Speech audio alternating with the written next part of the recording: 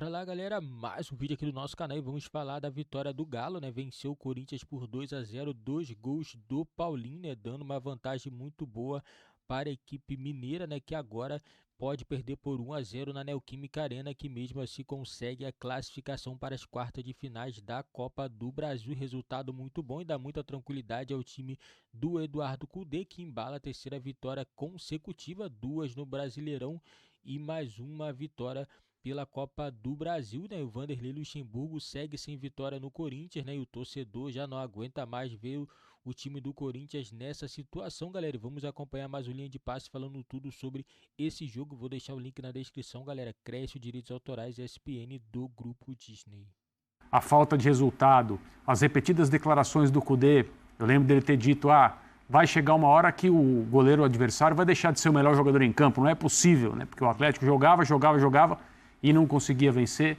Eu acho que o momento agora mostra que as coisas estão se encaixando e essa vitória é uma dessas vitórias para dar pelo menos essa convicção, né? Ou pelo menos quase que uma convicção de que o Atlético está finalmente decolando com o Cudê.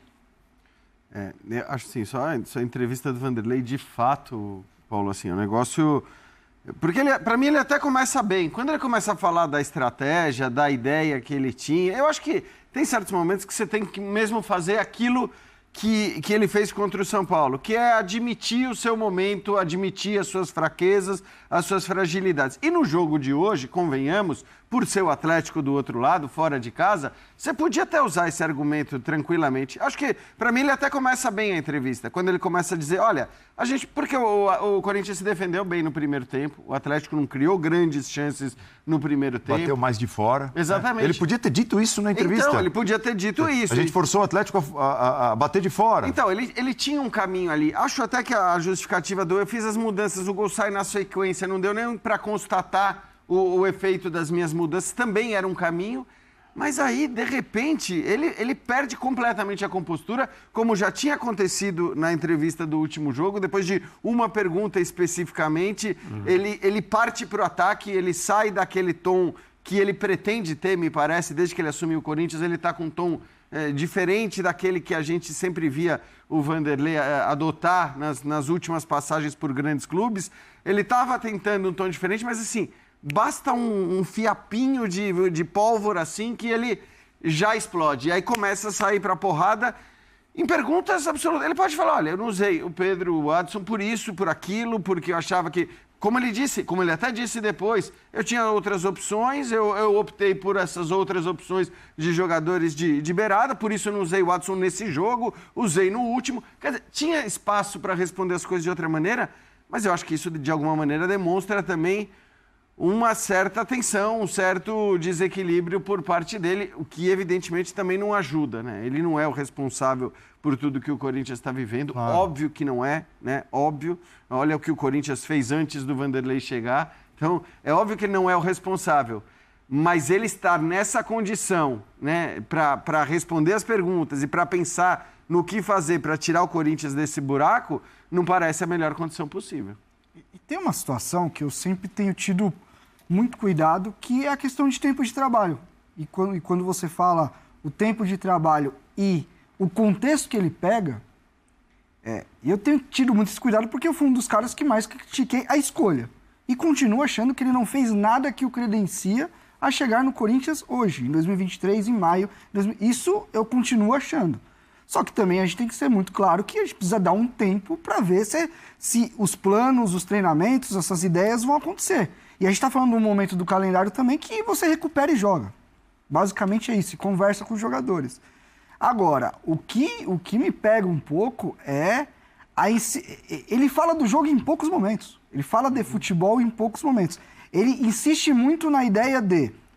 O Atlético estava atacando muito pela esquerda, o Roger estava, se ele baixava ou não baixava, quem pegava o Mariano, e realmente, o Zarate toda hora fazia o facão para fora ali e recebia a bola tranquilo, fazia a dupla com o Pavon, que inclusive tem crescido muito com esse Atlético Mineiro. Então, ele insiste muito nisso, ele traz muito... Eu vejo, desde que chegou o Luxemburgo no Corinthians, eu vejo muito...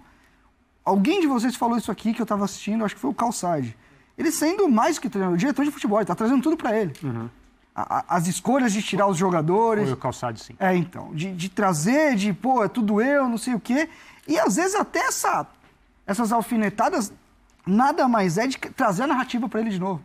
Trazer a questão de Então, mas a mobilização... não parece pensado, né, Renato? Então, acho que esse é o isso. negócio. Porque eu entendo quando você diz, não tem nada que o credencie a ter assumido o Corinthians. Ok, eu estou de acordo com você, os trabalhos recentes não o credenciam. Mas a gente sabe o que o credenciou a assumir o Corinthians nesse contexto específico.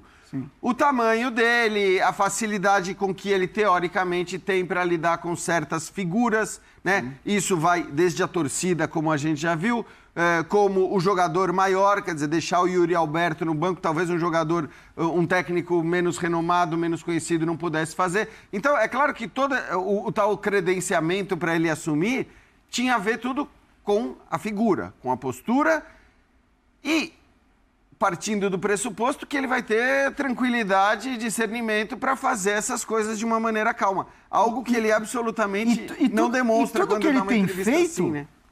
Algumas coisas têm sentido, outras não têm. Ele falar que o Paulinho foi bem de 5, não foi. Paulinho, ele não estava confortável. Mas aí o jogo vai ser difícil, né, cara? Então, De fato, ele fala... Aí o Pedrinho, que é o que o repórter pergunta por que ele não foi nem relacionado, foi o primeiro menino que chegou e falou, vou pôr os meninos. Colocou, agora o Pedrinho... O Barleta não era nem relacionado, agora o Barleta tá. O Paulinho, com jogos sem jogar, de repente ele vira 5 num jogo. Ele afasta jogadores que nem o Balbuena, concordo. É pouco contrato, não é um cara que você... O Duqueiroz, mas ele mexe com... Ele não mexe com os grandes. Ele faz... É todo um discurso para a torcida, que vamos, e vai lá no organizado e tal. E isso, você não... E quando você vê o time dentro de campo e ele fala que... vocês falam que defendeu bem o Corinthians no primeiro tempo. Eu realmente acho que o Atlético errou muito. Ele não sofreu. Sim, mas... Não sofreu. Eu acho que muito desse lance de trazer para ele, de o discurso é meu, eu fiz, eu corrigi e não deu certo. Enfim. Quantas vezes no auge do Luxemburgo ele fez alguma alteração, rapidamente teve um impacto positivo e ele saiu como o herói da partida, né? Eu lembro especialmente de um São Paulo e Palmeiras, aqueles grandes embates entre o Luxemburgo e o Tele, que ele coloca o Maurílio no Morumbi. A torcida do Palmeiras estava xingando o Vanderlei Luxemburgo, né?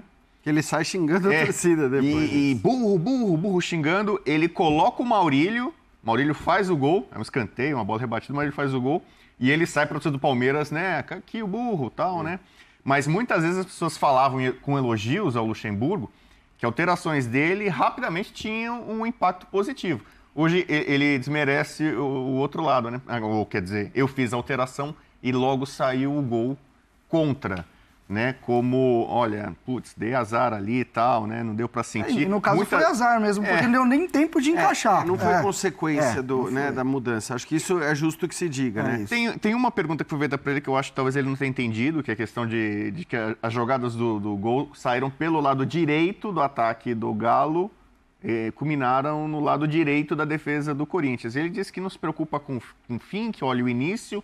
Eu não sei se ele estava falando lá atrás, né, meio campo, algum erro ali de posicionamento, mas me parece assim, ele vai muito armado para as coletivas. Sim. Então, não precisa de nada, não é nem uma faísca. Bubu, gente, você sabe que eu acho que ele não... A minha impressão até em cima daquilo que eu falei, ele não vai armado. Ele vai desarmado... E aí, de repente, cara, a hora que alguém faz uma pergunta, ele começa a procurar as armas e ele nem está preparado para responder essas perguntas. Então ele começa a atacar assim, de uma maneira... Sempre foi assim.